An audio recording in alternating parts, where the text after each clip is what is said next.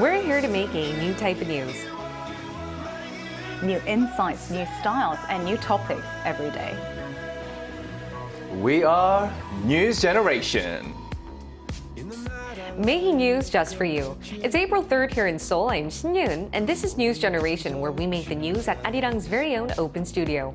Every morning, we'll discuss the top issues and latest current affairs affecting people in their 20s and 30s. Joining me in the studio is Cheska Dainhong. Happy Monday, everyone! Happy Monday! And Park Ki-hoon. Good morning, Yoon. Good morning! I love the spirit. Now, both are here to speak on behalf of people in their 20s and 30s. Now, we'll start with the news feed that covers different hashtags and news items that have been trending over the past 24 hours on various social media outlets. Now, Seoul Sildi will be holding one-on-one counseling for residents aged 19 to 39 who've been feeling burned out. And surveys showed 40% of youths have experienced burnout from excessive workload or concerns about their career path. And registration is available online until this Thursday. And Busan City held a large-scale drone light show over its famous Gwanli Beach on Saturday, ahead of an inspection team visiting Korea to evaluate Busan's suitability to host the 2030 World Expo. A total of 1,500 drones were used, which was 3 times more than what's usually used for this event. And lastly, many Koreans were infuriated after asking ChatGPT about Dokdo. Instead of clearly defining the group of islets in the EC as Korea's territory, the AI chatbot said Dokdo has been the subject of territorial dispute with Japan. And local news outlets later found ChatGPT's answer to be similar to what's written on Japan's Ministry of Foreign Affairs website. Now, let's delve a bit deeper into the third hashtag. Dokdo is an integral part of Korea's territory, according to both history and international law. And contrary to what ChatGPT says, Koreans know for a fact that there is no territorial dispute around Dokdo, as it's irrefutably under Korean sovereignty. And that's what it also says on Korea's foreign ministry website. Likewise, many are demanding AI chatbots like ChatGPT gather information from a wider spectrum of resources and not just referring to Japanese documents, but also looking at Korean websites, especially since this AI chatbot is reportedly popular among many young students who want to study efficiently. Now, I would like to expand our news feed here into the studio. So first, Ki-hoon, what do you think about the overall situation? You know, this has been a controversial issue between the two nations for a long time, and I still think that it will be, especially due to the spread of misinformation from chatbots like ChatGPT. And I feel that, you know, this will be a long dispute and won't be solved in the meantime due to historical, economical, and political issues. They're all at stake. So I think that use of ChatGPT, including students, should be a bit more mature and responsible and know what to filter out, because the information given is not 100% credible. But one fact that we should all know is that Dokdo Islets is ours. Dokdo is ours. It's irrefutably ours. It is. And Cheska, I would like to ask, do you have any suggestions then to make ChatGPT more, accurate and speak the truth? I mean, going off of what Ki-hoon said, I mean, ChatGPT basically operates based on the database that is available on the web. So it compiles whatever is available and then sort of spews it out. So I think one of the ways that we could definitely make the web more accurate, quote unquote, is to provide more information that is historically correct, both in Korean and in English, through credible sources such as media outlets or even like web searches that are more credible than just maybe blog searches. And I think this is an effort that really needs to take, up a notch so that we can correct the information that is available on the web. Definitely, and we'll see how that turns out. But for now, that was our news feed for this Monday, and we're now going to change gears and find out what we'll be talking about today. Take a look at the screen. A few weeks back, Bernard Arnault, the richest man in the world, visited South Korea. The French tycoon, owner of high-end brands like Christian Dior and Louis Vuitton, visited top local department stores to discuss potential partnerships. That's because Korea is the world's biggest spender of personal luxury goods. Morgan Stanley found that South Koreans' per capita spending in 2022 amounted to $325. What also caught analysts' attention is that a growing number of these consumers were in their 20s and 30s. Today, NewsGen looks at 3 questions.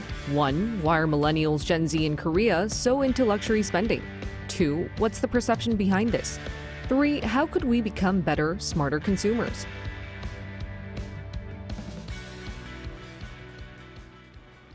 Today, we're going to be talking about the younger generation's love for luxury brand items here in Korea. And we chose this topic as LVMH chairman and CEO Bernard Arnault arrived in Seoul to boost the French luxury empire's presence here, one of the world's biggest hotbeds for luxury brands. Now, I would like to first ask the question to Cheska. Why don't we start by looking at how big luxury brand consumption is here, especially among those in their 20s and 30s? Absolutely. So the striking thing is, South Korea's love, commitment or obsession for brand consumption, whichever word we choose, right, has been widely reported even worldwide. So now let's take a look at the screen and look at the actual figures that demonstrate our love for luxury brand consumption. Now, according to a Morgan Stanley report in 2022, South Korea ranked number one in luxury goods consumption, topping the United States with an average of 325 USD. Now, please bear in mind that because luxury goods are a very specific commodity, it's not a common good. I think it's better to take a look at the total figure, which was $16.8 billion. Wow. Now, what's striking is that when we search for consumption by age, over 20s and 30s, this increased by over 50 to 70% in the past 3 years from 2018 to 2021. Now, that's compared to the figure in the 40s, which only increased by merely 20%. I see. And considering the fact that people in their 20s who are at the beginning of their career, it is a big chunk of their income. Definitely. It is. But the number just keeps going up. It does keep going up. And that's why I would like to ask if you guys are a part of this trend, starting with Ki-hoon.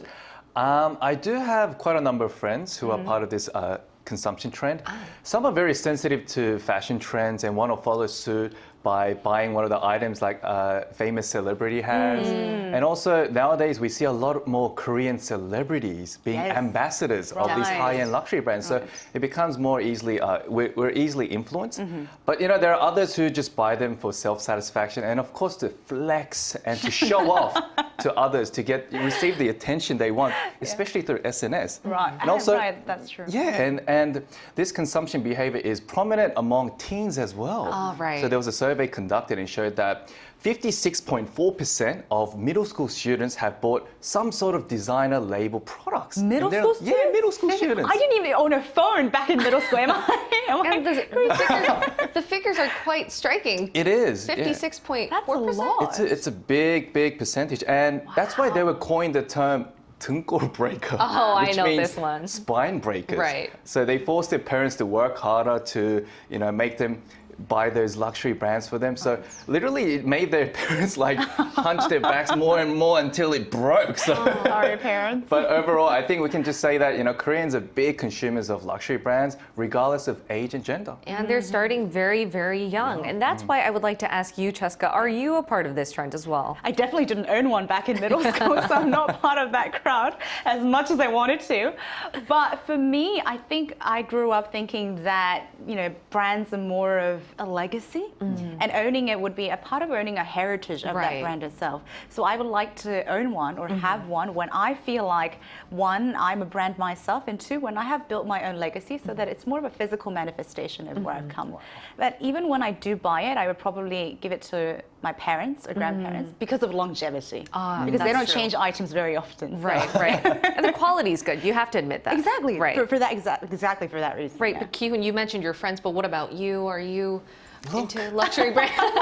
Can you tell what this is?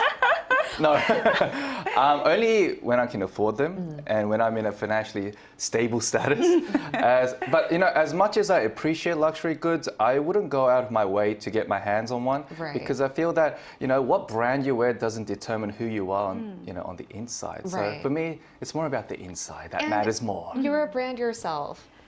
He's a luxury Have you heard brand of the Ki-hoon himself. brand? Maybe you need to work on the brand a little bit more. Excuse me. All right, and let's analyze this situation, all right? What are analysts saying? What are experts saying? Why are the main consumers, young people, buying so many luxury brands here in Korea? I mean, the main reason seems to be the desire to show off. That's true. Yeah. As we live in a more capitalistic society, materialism has become more widespread. And for youngsters, owning a house and an expensive car may seem a little too early and a little unrealistic for now. So the next best thing could be be going on a shopping spree and covering themselves with, luxury goods. And what about you, Cheska? Did you find any studies that sort of proved why a growing number of young consumers are getting hooked into luxury spending? Actually, I found a number of very interesting studies, and to go off of what Ki-hoon said, he said it as standout, Right. but it's an ironic term, but people use in a homogeneous society, they use luxury goods as a way to differentiate themselves. Oh, really? Even though wearing a luxury good can be very common if you have a friend that wears it. Right. But they consider it as a differentiating item in a homogeneous society. On top of that, there's also a very interesting psychological term called panoply effect. Now, this is a very common marketing tool that is used in luxury brands, but it's when you equate yourself as someone who uses or purchases those goods. So for instance, K-pop celebrities becoming global ambassadors, the fans are easily influenced and Right. feel that when they own the items that the popular stars wore, it's almost like they're equals, or I'm getting closer to Right. my desired role model. They build a connection through that. Exactly. And then we just went through a phase of COVID where we couldn't travel. So they went on this skyrocketing compensation consumption spree to compensate for the fact that they couldn't do anything else to entertain themselves. And those are all good points, but based on my research, so foreign analysts have been describing Korea as the world's biggest luxury spenders or label lovers. Right. And Morgan Stanley analysts attributed South Korea's prioritization of appearance and social stratification to be a big reason for why so many young Koreans seem to be spending hundreds and hundreds of dollars on luxury goods when sometimes they can't even afford it. So some analysts went further to criticize this sort of trend and consumption pattern. So I would like to ask you guys then, do you guys think we can define this sort of consumption pattern to have pros and cons, starting with Cheska? I mean, I've definitely seen people who have used luxury goods as a physical manifestation of their hard work, like their legacy, their grit, their, the kind of empire that they built. But the more concerning fact for me, I think, is, as we saw in the stats, the fact that young people are rushing to get luxury goods Right. when they might not have the financial ability to do so in such an early age. Now, I think maybe they're trying to compensate for the fact that they maybe not have built their identity enough, or they don't know how to identify themselves beyond those luxury goods, and possibly using it as a cover. That's a very good point. And Ki-hoon, what do you think about this? Well, I mean, if you can afford it, by all means, go for it. Cover yourself in luxury goods. But what I want to point out is that what brand you wear and the price tag on it should not determine your social status and should not be judged based on that. And I've seen many people wear luxury goods and it didn't suit them at all. But I didn't really say it, but deep inside I'll be like, is that a luxury brand? Are you sure it's not fake? But on the other hand, I've seen people who wear like ordinary brands and just pull it off and look dress really well, like someone Like here. you. I'm joking. Can you give us another example? Because I'm not quite That was a bad getting- example. But I think it all comes down to how well you dress and how well you present yourself. But at the end of the day, if you enjoy spending your money on luxury goods, go for it. I know, By all means, yeah. it's your choice for sure. Right. And these are very good points. But why don't we find out how this consumption pattern can be used as an advantage to its fullest by including a marketing professor in our talks?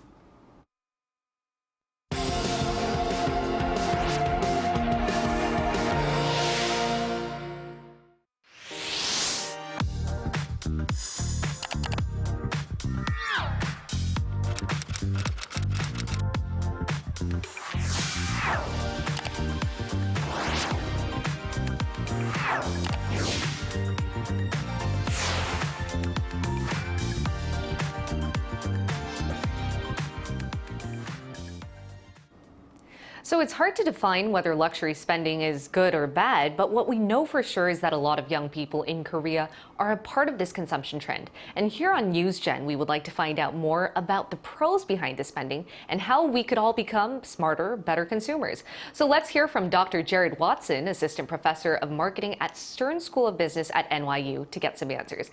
Great to have you back, Dr. Watson. Thank you for having me.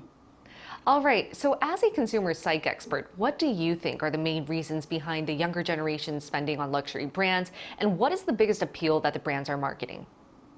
Sure. Yeah, you really stole my thunder with your segment. I think you hit a lot of the key points of it. It can really boil down to two when we think about why so many young people are buying luxury today. One of those comes from this notion of Well, we no longer have access to the capital for the types of things that we valued before, like a house and maybe a prestigious vehicle. And so we can accrue some feelings of success or accomplishment by potentially spending $200 or $300 or $400 on a bag or a pair of jeans or something else. So being able to get that rush of satisfaction and feeling like we've accomplished something is one of those. And it makes it even easier to do so when our outside options like buying a house feel so much more unattainable today than they did yesterday. And then the other one is this notion of standing out or affiliating, right, with a certain crowd of individuals. And so while we all might not have the exact same Louis Vuitton outfit, we might have that brand. And so we have this community of individuals that we feel signal some level of status, success, and prestige. And then we have these independent items that might make us unique within that group. So within this homogenous society, as you mentioned, it allows us to differentiate from others as well.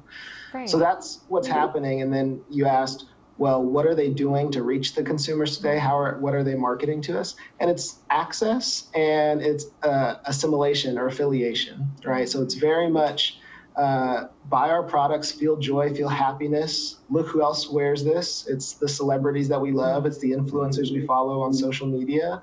And so it's very much look around, look to your aspirational individuals, whether that's a celebrity, a sports icon, a musical artist. They'll be wearing or collaborating with these brands. And so there's just huge opportunity for us to feel some connection to these people. And Cheska, you mentioned the panel pull effect. I think I Dr. did. Watson's talking about that, right? So it seems like it's something of you're attaining something that seems unattainable, whether that be a value or celebrity status or, trying to get into that homogeneous, trying to differentiate yourself, Right, and Dr. Watson, leading on that, I would like to ask then, are there any distinctive traits Korean consumers have then? Yeah, so I think, the Korean consumer market is very much in the trend-setting category, right? So they're not in the space of following others. And so much of the rest of the world, even within the luxury segment, is looking to the Korean market to establish that. And so when we look at these brands, right, they're coming from K-pop artists that are collaborating. They're coming from Netflix shows, right, where we're seeing Korean designers win these fashion icon awards. And so they're very much in the fashion forward realm of things. And so as the Korean consumer, there's also a little bit of pressure to stay up with the trends, knowing that you're ahead of the curve of the rest of the world as well. And Kyun, we mentioned that too. A lot of people, even around you, seem to be using brands to express themselves because, we are trend setting. Do you want to add anything onto that? No, I think it's also got to do with the seasonal change as well. We have 4 distinct seasons in Korea, so Definitely. The clothing will change accordingly. And also, a lot of youngsters in Korea, they're very sensitive to trends, so we can become trendsetters at the same time. And speaking of trend setting, because so many people are sensitive with the trends, a lot of people look down on these youngsters spending way too much when they can't afford it. But as we mentioned here in the studio, it seems to be another good way to express yourself. I mean, it's based on your individual right. So Dr. Watson, tell us what you think are the pros behind this consumption pattern, and then give us some tips on how we could become smarter, better, maybe luxury brand consumers. Absolutely. So, when we think about the pros that come with luxury consumption, it really comes down to the psychosocial benefits or the emotional benefits that we feel as consumers. And so to the extent that you as an individual feel better about yourself with your purchase, then that's a great thing, right? Inspiring confidence, feelings of success, right? Allowing you to step into this next phase with positive feelings. That's all wonderful. And I think that's a thing to be encouraged amongst consumers. We're in a trying time with the global economy, right? People aren't feeling excited about job prospects, about the prospects of owning their own home today. And so these opportunities to have these special, small luxury items that are certainly much more affordable relative to a house or a vehicle allow us to have these positive emotional benefits which are necessary. What's important, right, which you also mentioned earlier, is that we're living within our means. And so to the extent that we can afford this is a wonderful thing. We want to make sure that we aren't overextending because the negative psychosocial consequences will follow if we then become short on rent. We can't afford to go on the vacation that our friends are going on or something else. And so when it comes to being smart about it, I think what's important is to understand the value that you, the one that's spending the money, is receiving from this. Oftentimes, especially within the luxury consumption space, there's a lot of peer influence. It's us going shopping with our friends, them telling us how wonderful that looks, and then we get home and we aren't so satisfied with it. Right? That's not a good purchase. So we want to make sure that we're happy with the purchase. We want to make sure that we're happy with how our friends or our family or how others will be judging us around that purchase. And the ultimate focus, again, is just focusing on that overall mental well-being that we're going to be deriving from it.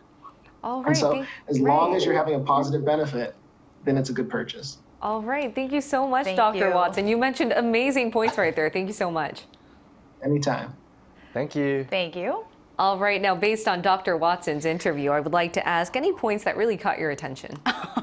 Definitely buy purchases that make you have a positive effect. Yes. I think that's for sure. And don't trust your friends too much. Trust yourself. Trust yourself, please. Believe in yourself. And what about you, Keaton? No, I agree with most things that Dr. Watson said, and like especially with, you cannot buy a house or a car right now. Like buying luxury goods could be means of satisfying you. So as long as it makes you happy, go for it. And I think a lot of youngsters feel like even if you save up to buy a house and a car, it will take you like 60 years, as we mentioned before, right? Or longer.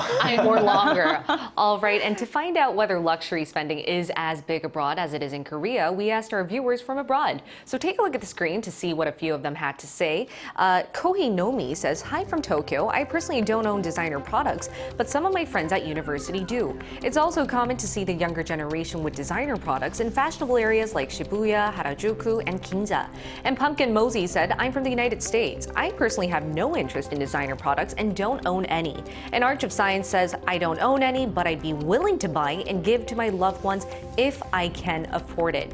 Now, what I find is really fascinating amongst our viewers' comments, and you have to mention that they're all from abroad, is that they don't seem to be as invested to luxury spending as Koreans are. Because here in Korea, there's a lot of people who put YouTube reviews on the best luxury brand items, they're ranking, and there's a lot of evaluation to that. So I think there's a difference there. But why don't we go on to our final thoughts? And I would like to ask you guys how you would like to see this new consumer trend go. I truly believe in the luxury good as being like a hard work manifestation. I mean, nothing is more proud and happy to see your establishment or your legacy in a physical form, right? Because sometimes you can't see it. Right. But I also believe that, through trials and times, luxury goods have attained their values. And as Coco Chanel have once said, it's not about the appearance, it's about the essence.